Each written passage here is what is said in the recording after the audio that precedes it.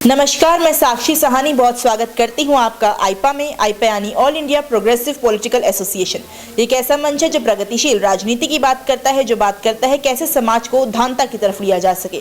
इन्हीं पर बात करने के लिए हमारे साथ नाजिश परवीन जी मौजूद हैं, जो सामाजिक कार्यकर्ता हैं। बहुत स्वागत है मैम आपका। धन्यवाद मैम। सबसे पहला सवाल मैम मेरा ये है कि क्योंकि आप भी एक महिला हैं, तो महिला से जुड़ा ही मेरा एक पहला सबसे बड़ा सवाल रहेगा कि महिलाओं को यूँ तो बहुत सी चीज़ों से गुजरना पड़ता है। आप समाज के हर परिवेश को देखते हैं, आप समाज की हर बुराई को देखती हैं।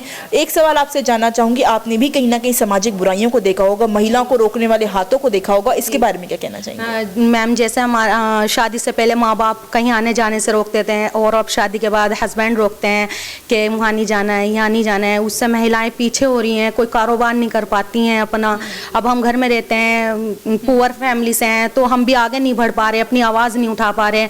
कि जैसे देहरादून उत्तराखंड में हम रेंट पे ही हैं, लेकिन हम अपनी आवाज़ खुद नहीं उठा पाते, तो सरकार तक पहुंच भी नहीं पाती। तो जैसे पीछे के ही पीछे रह जाते हैं, और घर वाले भी नहीं निकलने देते, तो फिर इसीलिए हमें घर में ही एक्सपेक्ट। बिल्कुल नाजिश जी, कहीं ना कहीं हम देखते हैं कि घर वालों का तो दबाव महिला के ऊपर रहता ही, और पुराने समय से कहीं ना कहीं हम देखते हैं कि महिलाओं के ऊपर एक अलग तरीके का जो है जोर जमाने का कोशिश जो है परिवार के द्वारा भी रहती है। लेकिन अगर हम समाज की बात करें, जो अड़ोस पड़ोस के होते हैं, जो रिलेटिव्स होते हैं, वो भी कहीं ना कहीं महिला अगर बाहर पढ़ने जाती है तो उसकी आवाज़ को दबाने में पूरी कोशिश करते हैं, ताकि कोई भी महिला जो है अपनी आवाज़ को अपने पैरों पे खड़ी ना हो सके। इसको हम कहीं ना कहीं ये कह सकते हैं कि उनको डर लगता है कि अगर महिला उनसे ऊपर पहुंच गई तो कहीं ना कहीं बहुत बड़े बड़े जो है काम कर बैठेगी, और महिला का नाम पुरुषों से ऊपर हो जाएगा, और ये पुरुष प्रधान समाज है, ये महिला प्रधान समाज ना हो जाए। जी मैम, ऐसा ही है, क्योंकि घर से बाहर निकलते हैं तो पड़ोसी पहले ही पूछने लगते हैं कि आजकल कहाँ जा रही है, रोज़ जा रही है घर से बाहर, कहीं अच्छी सोच नहीं है आजकल लोगों की कि पता नहीं कहाँ जाती होगी, क्या करती होगी, तो इसलिए घर से नहीं निकल पाते, अपनी आवाज़ नहीं उठा पाते हैं, तो हम पीछे के ही पीछे रह जाते हैं, कुछ कर ही नहीं पा रहे हैं अपने लिए।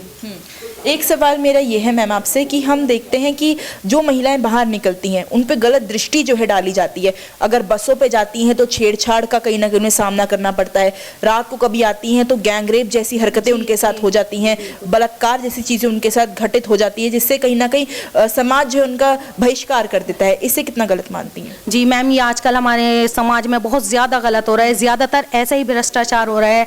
जैसे महिलाओं रात के समय लेट हो गए आते हुए तो लोग रोक लेते हैं, गुंडागर्दी ज़्यादा है आजकल हमारे देश में, इस पे भी सरकार कोई रोक नहीं लगा रही, ये ज़्यादातर बढ़ता ही जा रहा है। इसीलिए महिलाएं पीछे हैं, घर से बाहर इसी वजह से नहीं निकल पाती हैं, इसीलिए महिलाएं घर पीछे हैं। आपको एक बात बता दूं अपने दर्शकों को कि हाल फिलहाल में ही जो उत्तराखंड के डीजीपी हैं अशोक कुमार जी, उन्होंने साफ तौर पे कहा था कि उत्तराखंड की जो महिलाएं हैं वो बहुत ज़्यादा सेफ हैं, और उत्तराखंड जैसा कोई ऐसा राज्य नहीं है जहां महिलाएं सुरक्षित हो। लेकिन एक महिला की जुबान से ये आपने सुन लिया कि जब घर से बाहर निकलती हैं तो कहीं ना कहीं डर का सामना करना पड़ता है कि कहीं बलात्कार जैसी या तमाम जो छेड़छाड़ जैसी हरकतें हैं उनके साथ हो ना जाए। बड़ी दुविधा कहीं ना कहीं समाज के लिए है। एक सवाल मैम मेरा ये है कि कहीं ना कहीं इसकी मुख्य वजह किसको मानती हैं, घर को, परिवार को, रिलेटिव को, या मानसिकता को? मैम, इसकी मुख्य वजह जो हो सकती है, सबसे पहले तो समाज की, क्योंकि समाज आगे नहीं बढ़ने देता, निकलने नहीं देता, समाज के लोगों की सोच गलत है, फिर उसी के रोक टोक से फिर आगे नहीं बढ़ता। फिर इसके लिए आगे से भी रोक टोक नहीं है ना कुछ इस चीज़ पे। महिलाओं को हर जगह दबा दिया जाता है, महिलाओं की आवाज़ को दबा दिया जाता है मैम, कोई सुनवाई नहीं करता ना महिलाओं की भी। अगर महिला कहीं ना कहीं आगे बढ़ना चाहती है, बोलना चाहती है, तो फिर उसे धमकी से ही डराया और दबा दिया जाता है। अगर कोई ऐसा आप अपने जीवन में घटा हुआ कुछ अगर हमें बताना चाहें जो कभी आपको रोकने की कोशिश करी हो, कभी आप अगर हायर स्टडीज़ के लिए पढ़ने जा रही हो, घर परिवार से ही या फिर रिलेटिव से, या क्योंकि आप मैरिड हैं तो शौहर की तरफ से, ऐसा कुछ कभी? जी, मैं जैसा मैरिड हूँ तो मुझे घर से निकलने से पहले, जैसे मेरे हस्बैंड बाहर रहते हैं, तो मुझे डर लगता है कि कहीं लोग कोई कुछ ना कह दे, कहीं मेरे ससुराल वाले ये ना कह दें कि ये फला आदमी के साथ क्यों जा रही थी, इससे क्यों मिल रही थी, इसके साथ क्यों गई थी। तो मैं भी इस चीज़ से बहुत डरती हूँ। तो कहीं ना कहीं बहुत बड़ा एक दुविधा कह सकते हैं समाज के लिए कि महिलाओं के ऊपर सबसे बड़ा आरोप लग जाता है उनके चरित्र के ऊपर। अगर महिला घर से बाहर निकलती है देर रात को 8 बजे के बाद, तो सीधा जो है उसके चरित्र के ऊपर एक दाग लगाने का काम कहीं ना कहीं समाज करता है। और बहुत दुविधा की बात यह है क्योंकि हम भी पत्रकारिता क्षेत्र से हैं, हम भी जब रात बेरात बाहर जाते हैं तो बहुत से ऐसे सवाल हमें भी सामना करना पड़ता है उनका। इन सब चीज़ों को अगर छोड़ के अगर हम बात करें, क्या आपको लगता है सरकार को इसके इसके लिए कुछ करना चाहिए ताकि महिलाओं की स्थिति जो है और सुधरे उत्तराखंड में? जी, सरकार को इसके लिए करना चाहिए। सरकार को महिलाओं को कारोबार या कुछ भी, जैसे महिलाएं घर में अपना कुछ भी कारोबार करना चाहती हैं, जिनके घर परिवार वाले घर में से निकलने नहीं देते हैं, तो सरकार को उनके लिए ये करना चाहिए कि उनको घर में ही कोई ऐसा रोजगार दे, जैसे सिलाई सेंटर हो गया और घर में आंगनवाड़ी केंद्र हो गया, जो महिलाएं अपने घर में चला सकते हैं। जैसे मैं चाहती हूँ कि घर से बाहर नहीं निकल सकती, तो कोई ना कोई मुझे रोजगार ऐसा मिले जो मैं अपने घर में ही कर सकूँ अपने बच्चों के साथ। बिल्कुल, कहीं ना कहीं सरकार को एक ऐसी पहल करनी चाहिए कि जो महिलाएं घर से नहीं निकल सकती, जो कहीं ना कहीं अपने घर से समाज से बाधित हैं, उनके लिए घर पर ही कोई व्यवस्था कर दी जाए। हाल ही में सरकार द्वारा जो है महिलाओं के लिए जो महिला जो है एक बच्ची का जन्म देती हैं, बच्ची को जन्म देती हैं, उनके लिए एक योजना निकाली है जिसमें महालक्ष्मी योजना कहते हैं उसको, जिसमें जो बच्ची है और माँ है उनके लिए 6 महीने तक जो है सामान दिया जाएगा उनके ज़रूरत का, और इसके अलावा जो बच्ची है उसकी शिक्षा के लिए भी कहीं ना कहीं सरकार काम करेगी।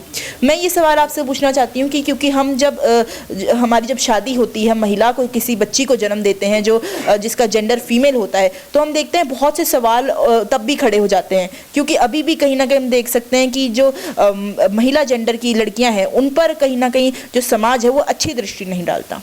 जी मैम, जो समाज है अच्छी दृष्टि नहीं डालता। बच्ची होने से पहले लोग आरोप लगाना शुरू कर देते हैं कि इसके बेटी हो गई, इसके बेटी हो गई। ये सबसे बड़ी कमी है हमारे समाज के लोगों में, और सरकार भी इसके लिए ये नहीं करना चाह रही। ये नारा तो कोई भी हो कि बेटी बचाओ और बेटी पढ़ाओ, तो सरकार ने लगा दिया, लेकिन बेटियों के लिए समझ सरकार देती है, सरकार कर रही है, लेकिन नहीं पहुंच पा रहा आम आदमियों तक वो चीज़। तो सरकार को ये भी करना चाहिए कि ये जो हम इनके लिए मदद कर रहे हैं, लड़कियों के लिए, बच्चियों के लिए, महिलाओं के लिए, तो इन तक पहुंचे, इसका भी सरकार को करना चाहिए।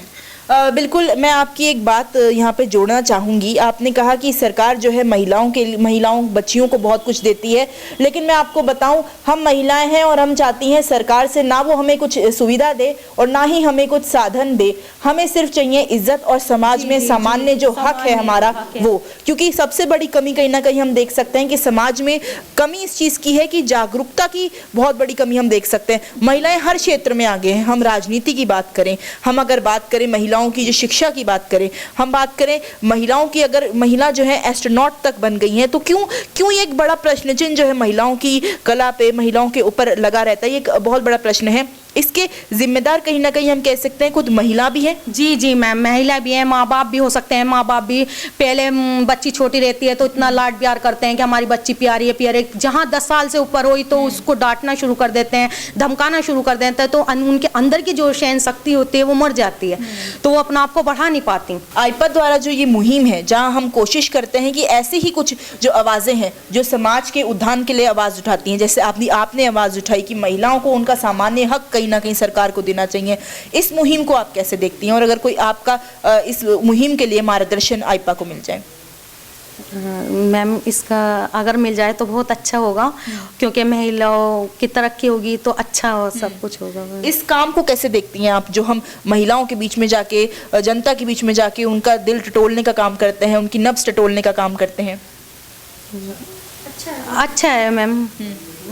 ठीक है, ये थी हमारे साथ सामाजिक कार्यकर्ता नाजरीन जी, जिन्होंने विभिन्न मुद्दों पर हमसे बातचीत करी, साथ में इस बात पर भी कहीं ना कहीं रोशनी डाली कि क्यों हम जो है महिलाओं को कम आंकते हैं, क्यों हम महिलाओं को ये सोचते हैं कि महिला जो है हर चीज़ नहीं कर सकती, और जो महिला कुछ करती भी है तो उसके चरित्र पर कहीं ना कहीं उंगली उठाने का काम करते हैं। हम काम करते हैं कि कैसे उस महिला को दबाया जाए, और कहीं ना कहीं बहुत बढ़िया एक समाज के पास एक यंत्र है जिसे कहते हैं चरित्र पे कीचड़ उछालना, और वो कहीं ना कहीं यंत्र चलाकर महिलाओं को सपनों को तोड़ने का काम करती है। आईपा निवेदन करता है कि कोई भी अगर महिला इन सब उत्पीड़नों का सामना करती है तो उनकी आवाज़ बनिए, उनके साथ खड़े रहिए। अगर आईपा का ये प्रयास आपको अच्छा लगता है तो हमारी वीडियो को लाइक करें, हमारे चैनल को सब्सक्राइब करें। धन्यवाद।